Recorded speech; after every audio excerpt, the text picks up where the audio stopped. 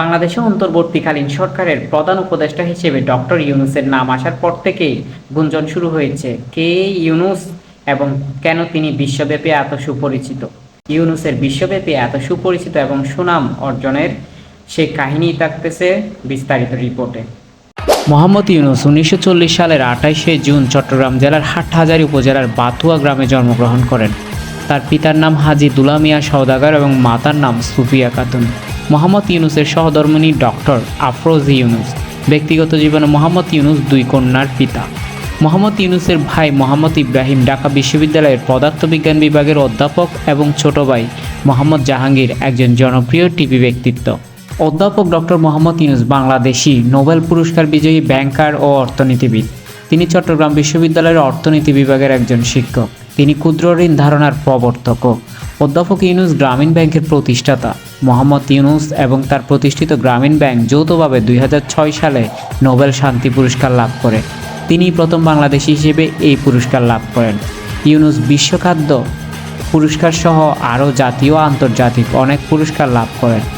শিক্ষা জীবনে তার প্রথম বিদ্যালয় মহাজন ফকিরের স্কুল। চট্টগ্রাম কলেজিয়েট স্কুল থেকে ম্যাট্রিক পরীক্ষায় মোহাম্মদ ইউনূস মেধা তালিকায় 16তম স্থান অধিকার করেন এবং এরপর চট্টগ্রাম কলেজে ভর্তি হন।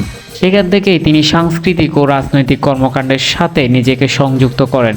কলেজে তিনি নাটক অভিনয় করে প্রথম পুরস্কার লাভ করেন। এছাড়াও তিনি দৈনিক আজাদী এবং সাহিত্য পত্রিকায় লেখালেখি করতেন তখন থেকেই। 1957 সালে মোহাম্মদ ইউনূস ঢাকা বিশ্ববিদ্যালয়ে অর্থনীতি বিভাগের সম্মান শ্রেণীতে ভর্তি হন এবং সেখান থেকে বিএ এবং এমএ সম্পন্ন করেন। কর্মজীবনে তিনি ব্যুরো অফ ইকোনমিক্সে যোগ দেন, গবেষণা সহকারী হিসেবে যোগদান করেন।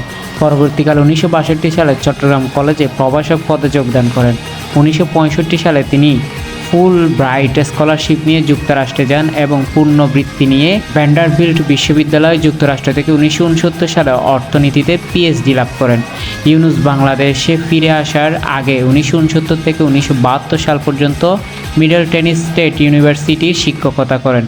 1971 সালে বাংলাদেশের স্বাধীনতা যুদ্ধের সময় মোহাম্মদ ইউনূস বাংলাদেশের পক্ষে বিদেশে জনমত গড়ে তোলা এবং মুক্তিযোদ্ধাদের সহায়তা প্রদানের জন্য সাংগঠনিক কাজে নিয়োজিত ছিলেন। 1972 সালে দেশে ফিরে তিনি চট্টগ্রাম বিশ্ববিদ্যালয়ের অর্থনীতি বিভাগের সহযোগী অধ্যাপক হিসেবে যোগ দেন এবং বিভাগের প্রধান হিসেবে দায়িত্ব পালন করেন। 1975 সালে তিনি অধ্যাপক পদে উন্নীত হন এবং 1989 সাল পর্যন্ত এই অবস্থায় কর্মরত ছিলেন। ইউনূস দারিদ্র্যের বিরুদ্ধে তার সংগ্রাম শুরু করেন 1974 সালে বাংলাদেশ সংগঠিত দুর্ভিক্ষের সময়। তিনি বুঝতে পারেন স্বল্প পরিমাণ ঋণ দরিদ্র মানুষের জীবনে মান উন্নয়নে অত্যন্ত কার্যকর হতে পারে। সেই সময়ে তিনি গবেষণার লক্ষ্যে গ্রামীণ অর্থনীতি চালু করেন। 1974 মোহাম্মদ ইউনূস তেবাগা খামার প্রতিষ্ঠা করেন, যা সরকার প্যাকেজ প্রোগ্রামের আওতায় অধিগ্রহণ করে। কর্মজীবনে দেশি বিদেশি অসংখ্য পুরস্কারে ভূষিত হন এই অর্থনীতিবিদ, যার মধ্যে প্রেসিডেন্ট অ্যাওয়ার্ড 1978 সাল, রামন ম্যাগসেসে পুরস্কার 1984 সাল, কেন্দ্রীয় ব্যাংক অ্যাওয়ার্ড 1985, স্বাধীনতা পুরস্কার 1987, আগা খান অ্যাওয়ার্ড 1989, কেয়ার পুরস্কার 1993, নোবেল পুরস্কার শান্তি 2000 সাল এবং অসংখ্য পুরস্কার লাভ করেন, যা ইতিহাসে বিরল। ডুবতে থাকা বাংলাদেশের অর্থনীতি কতটা টেনে তুলতে পারেন এই অর্থনীতিবিদ, সেটাই এখন দেখার বিষয়।